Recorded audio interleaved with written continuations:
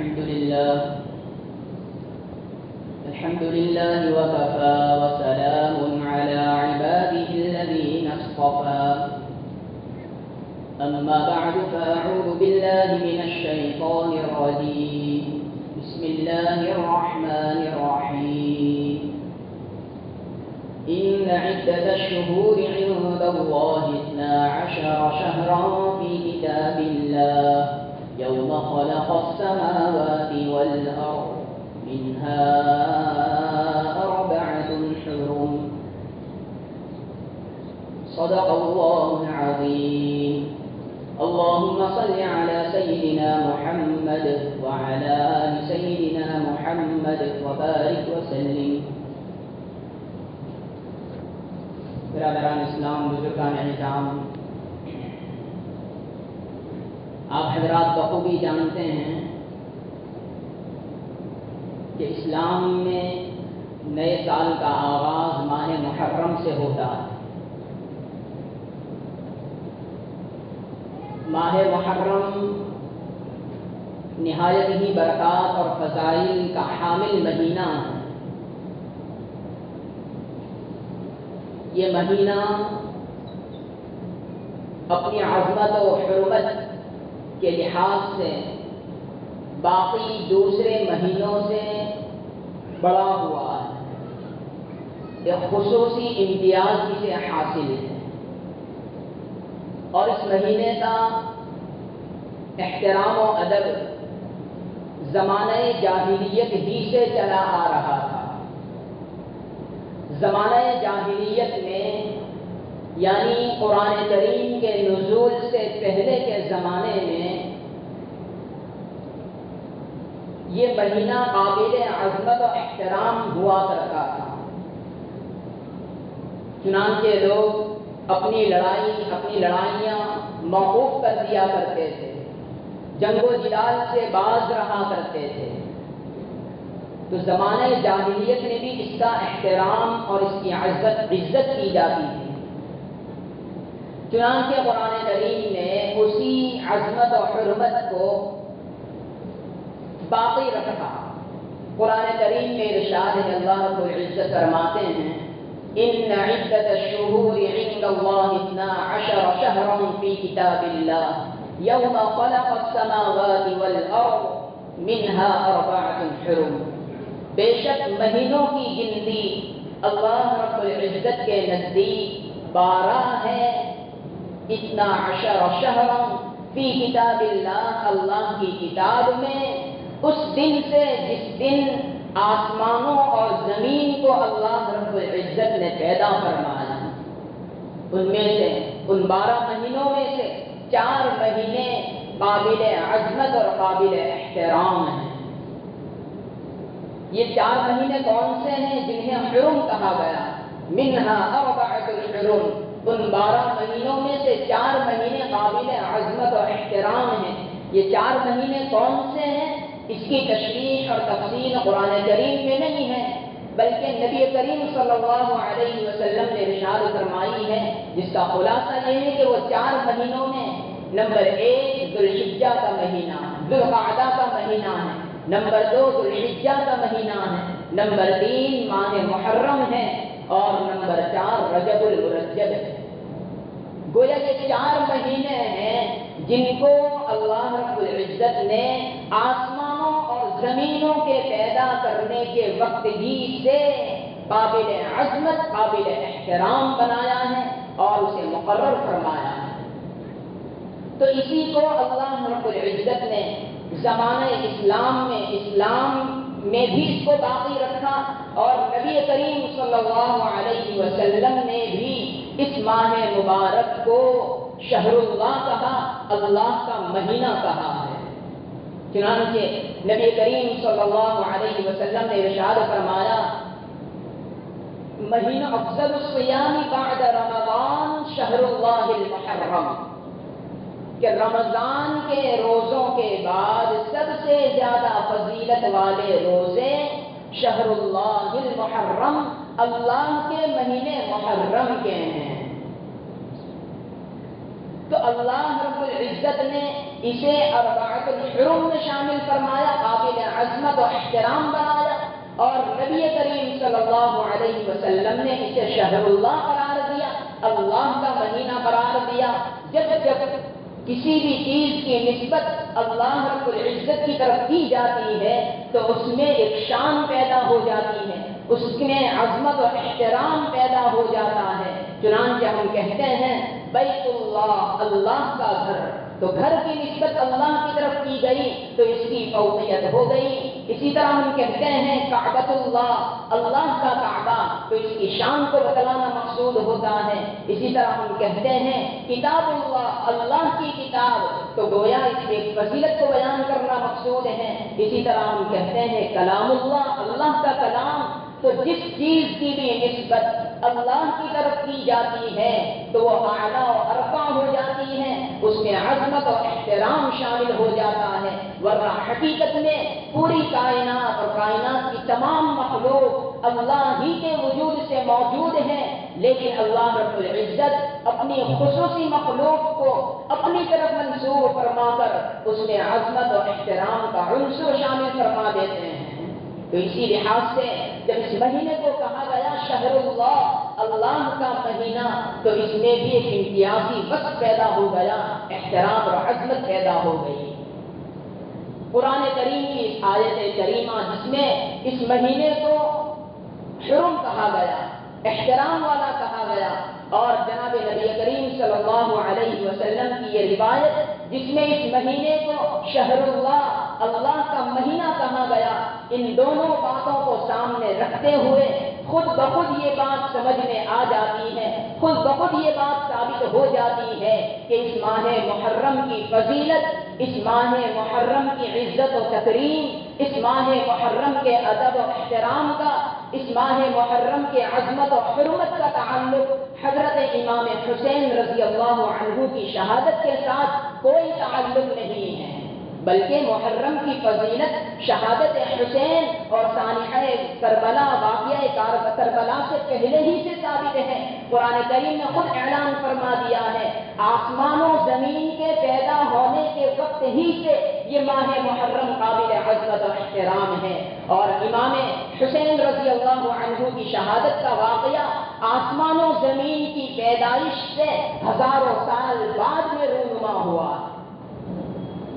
حدیث پاک میں جناب نبی کریم صلی اللہ علیہ وسلم نے اس مہینے کو شہر اللہ یعنی اللہ کا مہینہ کہا ہے، اور نبی کریم صلی اللہ علیہ وسلم کے دنیا سے پردہ فرما جانے کے بعد تقریباً 50 سال کے بعد حضرت امام حسین رضی اللہ عنہ کی شہادت کا واقعہ اور واقعہ کربلا پیش آیا ہے، تو اس سے یہ صاف ظاہر ہوتا ہے کہ ماہ مبارک ماہ محرم کی عظمت و حرمت پہلے ہی سے ثابت ہے۔ اس کے ساتھ حضرت امام حسین رضی اللہ عنہ کی شہادت کا تعلق نہیں ہے، شہادت بعد میں پیش آئی ہے، احترام و عظمت پہلے ہی سے ثابت ہے۔ لیکن یہ غلط فہمی ہے لوگوں کی کہ لوگ اکثر و بیشتر اس مبارک مہینے میں واقعہ کربلا کو اور شہادت حسین رضی اللہ عنہ کو اس انداز سے پیش کرتے ہیں کہ گویا محرم کی عظمت و احترام واقعہ شہادت حسین ہی کی وجہ سے ہے۔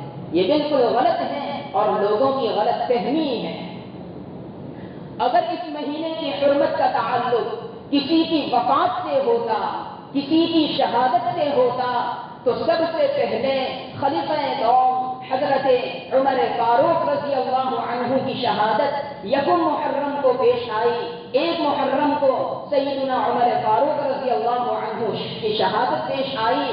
تو اگر اس کا تعلق کسی کی وفات سے ہوتا تو حضرت عمر فاروق رضی اللہ عنہ کی وجہ سے محرم کو ہم قابل احترام سمجھتے، لیکن ایسا ہرگز نہیں ہے، جبکہ حضرت سیدنا عمر فاروق رضی اللہ عنہ اپنی دینی، علمی، روحانی اور خلافت راشدہ کے لحاظ سے حضرت امام حسین رضی اللہ عنہ سے بڑھ کر ہے، خلیفہ دوم ہے، تمام صحابہ میں سب سے بڑے ہونے کے اعتبار سے دوسرے نمبر کے صحابی ہیں حضرت عمر فاروق رضی اللہ عنہ، جن کی شہادت کا واقعہ 1 محرم کو پیش آیا، لیکن اہل سنت والجماعت اور کوئی بھی حضرت عمر فاروق رضی اللہ اللہ عنہ کے المناک اور دردناک واقعے کو اس طرح بیان نہیں کرتا جس طرح حضرت سیدنا امام حسین رضی اللہ عنہ کے واقعے کو بیان کیا جاتا ہے۔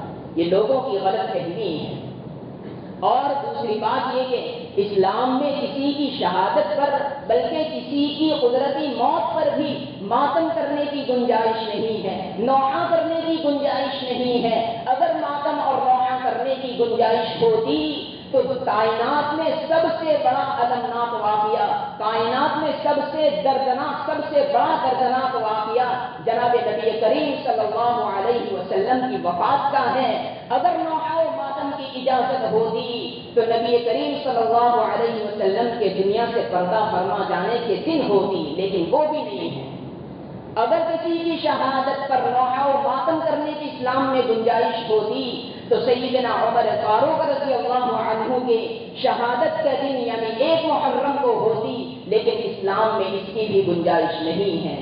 تو پھر جب کسی کی وفات اور کسی کی شہادت پر ماتم و نوحہ کرنے کی اجازت نہیں ہے، سیاہ کپڑے پہننے کی اجازت نہیں ہے، اپنے آپ کو مارنے کوٹنے کی اجازت نہیں ہے، سرگوڈی کرنے کی اور سینے پر مارنے کی اجازت نہیں ہے، کپڑے چیڑ پھاڑ کرنے کی اجازت نہیں ہے، گریبان چاک کرنے کی اجازت نہیں ہے، اس لیے کہ یہ ساری چیزیں نوحہ اور ماتم کے قبیل سے ہیں۔ تو جب نبی کریم صلی اللہ علیہ وسلم کے انتقال کے موقع پر اجازت نہیں ہے، جب عمر فاروق رضی اللہ عنہ کی شہادت پر اجازت نہیں ہے، تو پھر ان سے کم درجے کے صحابی ہمارے امام اور سردار جن سے ہمیں محبت ہے سیدنا امام حسین رضی اللہ عنہ کی شہادت پر ہم کیسے نوحہ و ماتم کر سکتے ہیں؟ یہ بات صحیح ہے کہ جو بندہ امام حسین رضی اللہ عنہ کی محبت دل میں نہیں رکھتا اس کا دین اور ایمان خطرے میں ہے۔ اہل بیت کی محبت ہمارے دل میں ہونا ضروری ہے، ایمان کا لازمی جزو ہے، بلکہ تمام صحابہ کی محبت اور ان کی عظمت اور احترام ہمارے دل میں ہونا ضروری ہے۔ اس کے بغیر کوئی مومن ایمان والا نہیں رہتا، کوئی مسلمان نہیں رہتا۔ لیکن اس محبت کا مطلب یہ نہیں ہوتا کہ محبت میں ہم غلو کر جائیں اور محبت کی وجہ سے ہم اسلامی احکامات کو چھوڑ بیٹھیں۔ اسلام اس کی قطعاً گنجائش نہیں دیتا۔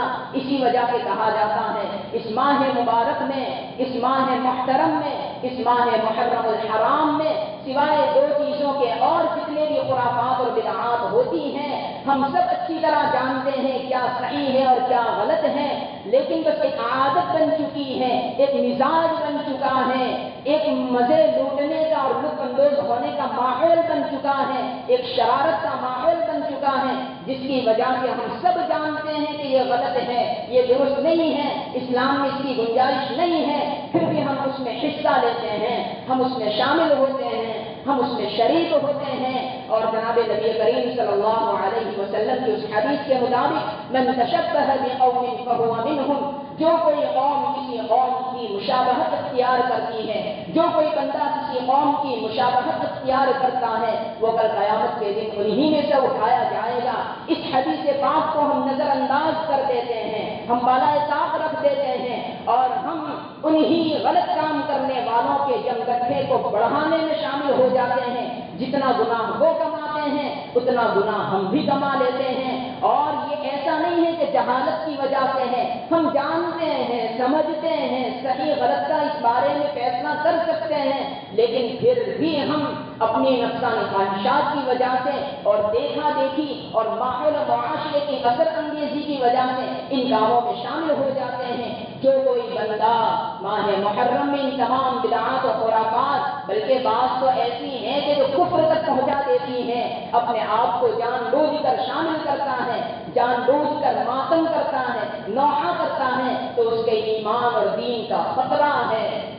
بلکہ کسی قوم کی مشابہت جان بوجھ کر اختیار کرتا ہے، اس کا بھی دین اور ایمان خطرے میں ہے۔ ایک تو مشابہت وہ ہوتی ہے کہ جو بغیر کسی چیز کے لحاظ کے بس یوں ہی مشابہت ہو جاتی ہے، آدمی کا دل میں داعیہ نہیں ہوتا کہ میں بھی گناہ جیسا بن جاؤں تاکہ اس جیسا نظر آؤں۔ مثال کے طور پر لوگ انگریز کی مشابہت اختیار کرتے ہیں، اگر دل میں یہ داعیہ ہے کہ میں بھی انگریز جیسا نظر آؤں تو یہ گناہ کبیرہ ہے، لیکن اگر خود بخود اس طرح مشابہت پیدا ہو گئی کہ وہ انگریز کی طرح نظر آنے لگا، وضاحتہ میں، رہن سہن میں، چال چلن میں، انداز طور طریق میں وہ انگریز کی طرح خود بخود نظر آیا تو اس میں کوئی گناہ تو نہیں ہے، لیکن مکروہ ضرور ہے۔ ٹھیک اسی طریقے سے اگر ہم بھی ان بدعات و خرافات کرنے والے جاہلوں کے ساتھ مشابہت اختیار کریں گے، اگر جان بوجھ کر کریں گے تو بعض چیزیں ایسی ہیں کہ جس کی وجہ سے ہمارا دین و ایمان سلامت نہیں رہتا، اور بعض چیزیں ایسی ہیں جس کی وجہ سے ہم حرام کام کے گناہ کبیرہ کے مرتکب ہو جاتے ہیں۔ اس لیے ان تمام کاموں سے جو ہم جانتے ہی ہیں، اپنے آپ کو اس قابل عظمت اور احترام والے مہینے میں اپنے آپ کو بچائیں۔ کرنے کے کام صرف دو ہیں۔ نمبر ایک یہ ہے روزہ رکھا جائے، 10 محرم کا روزہ رکھنا مسنون ہے، 10 کے ساتھ 9 یا 11 کا روزہ رکھنا بھی مستحب ہے، سنت مکمل ہوتی ہے۔ اور دوسرا کام یہ ہے کہ 10 محرم کو اپنے اہل و عیال پر کھانے میں وسعت کریں۔ حدیث پاک میں آتا ہے من وسع علی عیالہ یوم عاشوراء وسع اللہ سائر سنتہ علیہ، او کما قال علیہ السلام کہ جو بندہ یوم عاشوراء کو اپنے گھر والوں پر کھانے میں وسعت کرے گا، توسیع کرے گا، اللہ رب العزت پورے سال اس کے رزق میں وسعت فرمائیں گے۔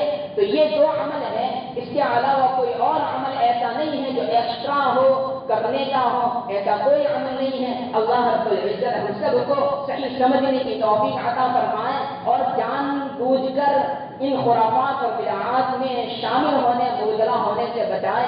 آمین۔ وآخر دعوانا الحمد للہ رب العالمین۔